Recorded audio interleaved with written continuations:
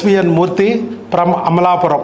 ఎస్విఎల్డి కళ్యాణి ఆవిడ housewife, వీరేమో paan shop. 42 సంవత్సరాలు ఆయన వయసు. పెళ్ళి అయ్యి 18 సంవత్సరాలు. ఇప్పుడు వచ్చింది ప్రెగ్నెన్సీ న్యాచురల్గా. 18 ఏళ్ళ తర్వాత న్యాచురల్గా ప్రెగ్నెన్సీ వచ్చింది. ప్రపంచం అంతా జీరో కౌంట్ అని బాధ పెట్టింది ఆయన 18 ఏళ్ల పాటు. శనిగాడు ఎన్నేళ్ళు ఉంటాడు? 7 ఏళ్ళు ఉంటాడు. ఏలినాటి శని కూడా 18 ఏళ్ళు. జీరో నుంచి హీరోగా మారారు మన మూర్తి గారు. ఈరోజు 18 గంటలు వెయిట్ చేయడానికే బాధపడిపోతున్నారు. మొత్తం 18 సంవత్సరాలు వెయిట్ చేశాడు ఆయన భగవంతుడు అనుగ్రహం కోసం. ఎన్ని అవమానాలు పొంది ఉంటారు, ఎంత బాధపడి ఉంటారు, ఎన్ని కన్నీళ్లు కార్చుంటారో చూడండి.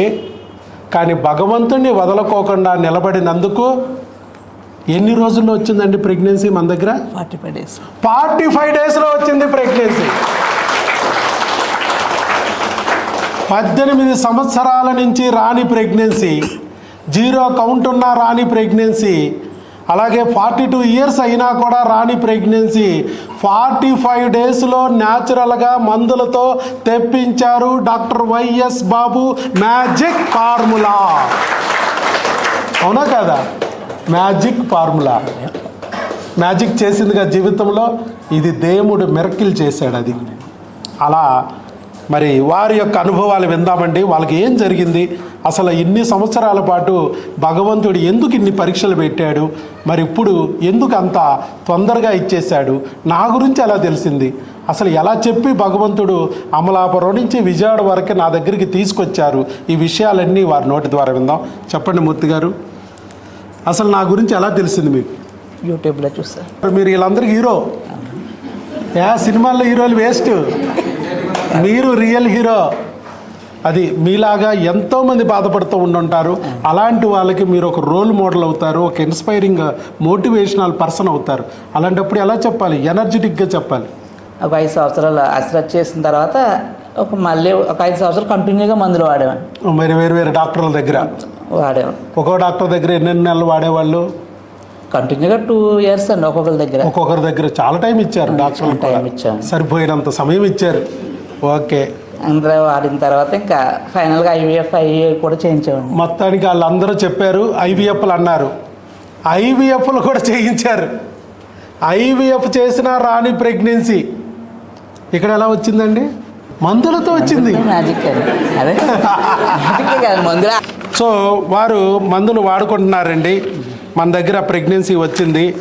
ఇలా ప్రెగ్నెన్సీ కన్ఫామా కాదా? ఎందుకంటే నమ్మకం ఉండదు కదా వాళ్ళకి, భయం వేస్తుంది.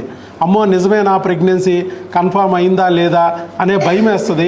ఆ భయం గురించి అక్కడ దగ్గరలో ఉన్న ల్యాబ్కి వెళ్ళి టెస్ట్ చేయించుకోమంటే స్కానింగ్ అన్నాము. ఆ స్కానింగ్ కూడా చేయించారు. అక్కడ స్కానింగ్లో కూడా ప్రెగ్నెన్సీ కన్ఫామ్ అని ఇచ్చారు.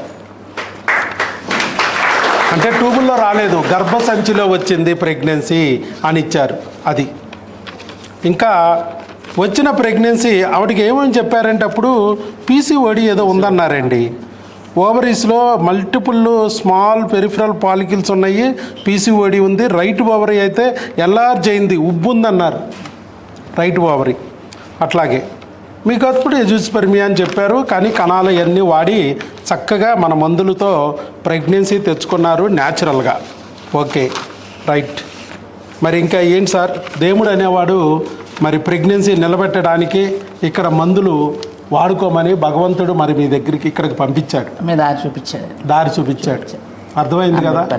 అంతే కదా? 18 సంవత్సరాలు పెళ్ళయి వయసు 42 సంవత్సరాలు వచ్చింది. ఎంతోమంది ఎన్నో రకాలుగా భయపెట్టారు. జీరో కౌంట్ ఉంది, మొటిలిటీ లేదు, మార్పాలజీ లేదు, కౌంట్ జీరో ఉందన్నారు. అయినా కూడా ధైర్యంగా నిలబడ్డారు. 18 సంవత్సరాలు దేవుణ్ణి వదలలేదు. ఆవిడికి PCOD ఉంది, అండాలు బాగలేదు, ఏమీ సరిగా రావట్లేదు, క్వాలిటీ పోయింది, మరి పనికి రాదని చెప్పి IVFలు కూడా చేశారు. కానీ ఫలితం రాలేదు. IVF చేసినా కూడా ఫెయిల్ అయిపోయింది. IUIలు కూడా చేసినట్టున్నారు కదా? IUIలు ట్రై చేశారు, IVFలు ట్రై చేశారు. తర్వాత అన్నీ పోయిన తర్వాత 2 IUIలు ట్రై చేశారు ఫస్ట్లో. తర్వాత చివరికి IVF ట్రై చేశారు. అయినా ప్రెగ్నెన్సీ రాలేదు. కానీ 18 ఏళ్ళు అయినా కూడా మన దగ్గరికి వచ్చి కరెక్ట్గా 45 రోజుల్లో ప్రెగ్నెన్సీ పొందారు న్యాచురల్గా. అది ఇక ఈ అనుభవాల గురించి ఒక్కసారి మీరు వీళ్ళతో షేర్ చేసుకోండి. చెప్పండి, 0 ఉన్నా కూడా ప్రెగ్నెన్సీ తెచ్చుకోవచ్చా? పీసీఓడి ఉన్నా ప్రెగ్నెన్సీ తెచ్చుకోవచ్చా? అండాలు బాగోపోయినా ప్రెగ్నెన్సీ తెచ్చుకోవచ్చా మందులతో? పెంచుకోవచ్చండి. అది పేరు వయసుతో నిమిత్తం లేకుండా స్వయంకృపరాధం అనేది ఉంటుంది మనిషికి. ఆ తప్పిదం వల్ల కొన్ని పొరపాట్లు చేస్తూ ఉంటాం. నెగ్లిజెన్స్ బాగా ఎక్కువగా చేస్తూ ఉంటాం. ఏ అలవాట్లు లేవు కదా, ఏం లోపం లేదు కదా అనుకుంటాం. మనం అలా అనుకుని ఆ మూర్ఖత్వంతో కొంత నెగ్లెక్ట్, అశ్రద్ధ కొంత మేము చేసుకున్నాం. అలాగని ఏం ఆరోగ్యపరంగా లేవు, మనకేమి బ్యాడ్ హ్యాబిట్స్ లేవు కదా, మనకేముంది లేవు వస్తుంది అనుకున్నాడు చాలా కాలం పాటు. ఇంకా అలా ఆ శ్రద్ధ అనేది ఇంకెవరో చేయకుండా అందరికి కూడా అదే అన్నా మీతో. దైవం నశించిన తర్వాత దైవం బట్టి రావాలండి. ఆ దెయ్యం పోతే తప్ప కనిపించాడు, రాలేదు. అది అప్పుడు ఇలాంటి దేవుడి దగ్గరికి పంపిస్తారు మన అందరికీ ఆల్ ది బెస్ట్. రైట్. వారికి జరిగిన అనుభవాన్ని ముందుకొచ్చి వీడియో ఇచ్చినందుకు మూర్తి గారికి గట్టిగా చప్పట్లు కొట్టి అభినందనలు తెలియజేద్దాం.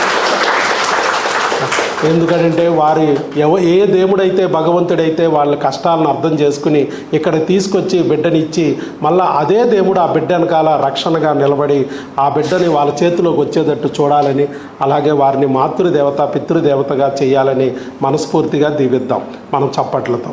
Thank you.